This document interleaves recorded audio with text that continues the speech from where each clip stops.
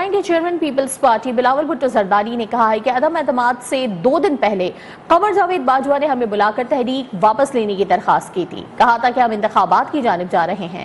آصف علی زرداری اور فریال تالپور کو chairman P T I نے گرفتار ضرور کیا تھا لیکن مقدمات بنانے والا نون لیگ کا صدر ہے. تفصیلات جانتے ہیں نمائندہ خصوصی آصف محمود کی اس رپورٹ میں.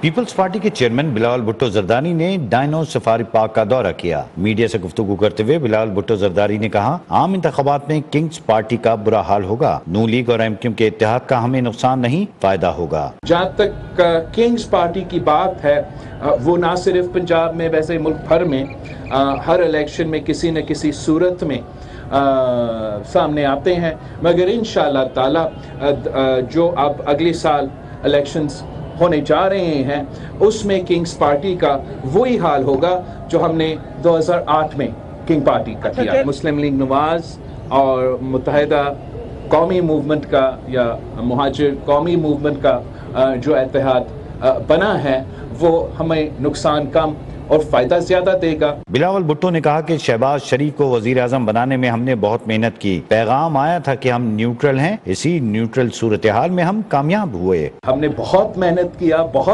کیا ان کو وزیر اعظم بنانے میں. ایک پیغام آیا تھا کہ ہم نیوٹرل ہیں.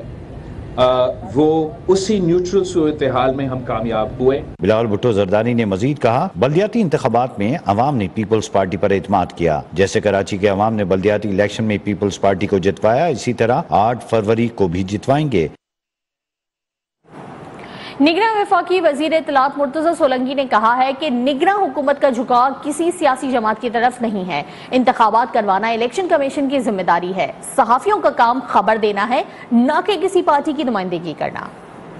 نیشنل پریس کلب اور یونیسکو کے اشتراک سے صحافیوں کے خلاف تشدد، انتخابات کی شفافیت اور عوامی قیادت کا کردار سے متعلق سیمینار کا انعقاد کیا گیا. سیمینار سے خطاب کرتے ہوئے نگراں وفاقی وزیر اطلاعات مرتضی سولنگی کا کہنا تھا کہ انتخابات کی تاریخ کا اعلان ہو چکا ہے. اب کوئی شک و شبہ نہیں ہونا چاہیے. نگراں حکومت کا جھکاؤ کسی سیاسی جماعت کی طرف نہیں ہے. انتخابات کرانا الیکشن کمیشن کی ذمہ داری ہے.